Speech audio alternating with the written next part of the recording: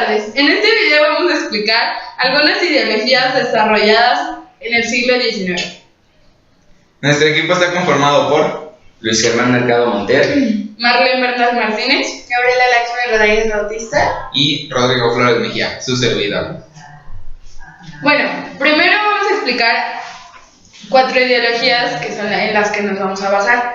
El liberalismo, primero, fue una ideología que protegía principalmente las libertades individuales, la libertad de expresión, y evitaba que el Estado interviniera en el gobierno de la monopolio de la colonia. También estaba en contra de las ideas anticlericales. Protegía las ideas que la propiedad privada, y era un levantamiento que fue de los burgueses, o sea, los no privilegiados, contra el clero, la nobleza y el rey, que son los privilegiados.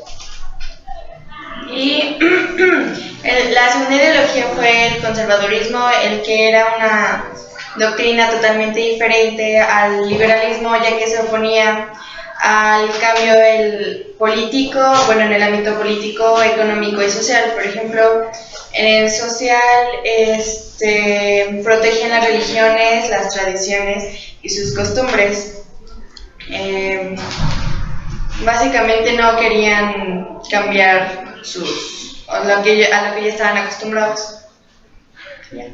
Después, la siguiente ideología, el socialismo, fue una ideología que quería un mundo equitativo, sin clases sociales, sin burguesía, sin algún poder que dominara. Estaba en contra de la dominación del propietario, quería igualdad social, un tanto económica también, porque quería que todos tuvieran las mismas posibilidades. Además, quería que cualquier persona pudiera subir al poder y no solo la nobleza. Por último está el nacionalismo, que era una doctrina en la que las personas se apegaban mucho a su nación o a su país, y existían 2 tipos, que era el nacionalismo centrípeto o el centrífugo. En el centrípeto varios estados se unían para formar uno solo, o el centrífugo, que era en el que se dividían, podían tener o no, hablar la misma lengua y tener la misma religión y tradiciones. Bueno, ahora vamos a explicar los orígenes de cada ideología. Primero, el liberalismo. Fue su origen en Francia e Inglaterra. Francia e Inglaterra. El conservadurismo fue únicamente en Gran Bretaña, tuvo su origen. El socialismo en Inglaterra, que está aquí, y en Francia, que pues obviamente también está aquí. Y el nacionalismo, por último, se originó en Francia y en Alemania. Ya. Ahora vamos a explicar a dónde se difundió cada ideología. Primero, el liberalismo. El liberalismo se extendió a toda Europa, pero inició de aquí, ya se fue para los lados y así, ¿no? Varios países. Luego el conservadurismo se fue de Gran Bretaña a Prusia, luego a parte de Rusia y también de Prusia a Austria. Después el socialismo se fue de Francia y Gran Bretaña a toda Rusia. Luego, por último, el nacionalismo de Francia y Alemania se fue extendiendo a toda Europa, lo que causó conflictos bélicos. Y gracias a estas guerras, ideologías, conflictos, se dividieron o se unificaron también algunos países, como por ejemplo Alemania antes era un poco más pequeño y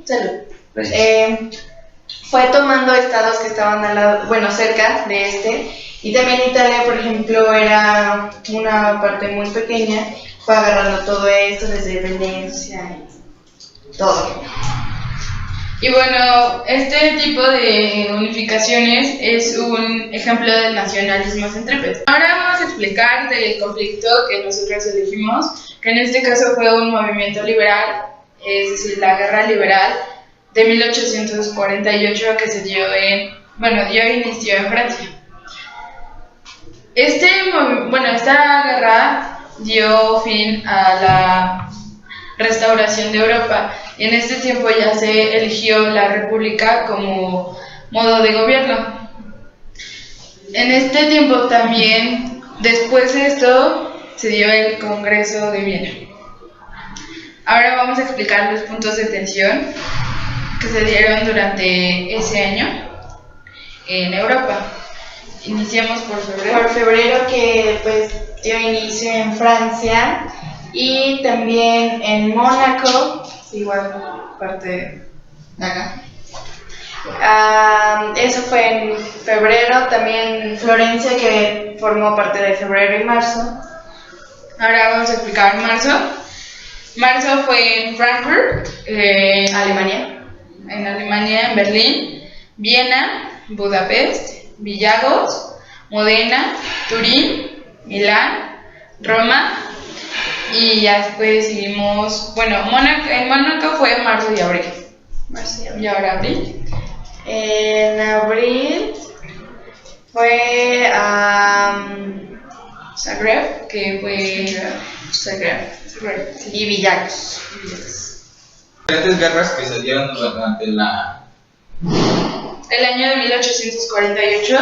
Vamos a explicar los mismos puntos de tensión, pero ya especificándolos en el mapa. La principal fue en París, que estaba más o menos por aquí.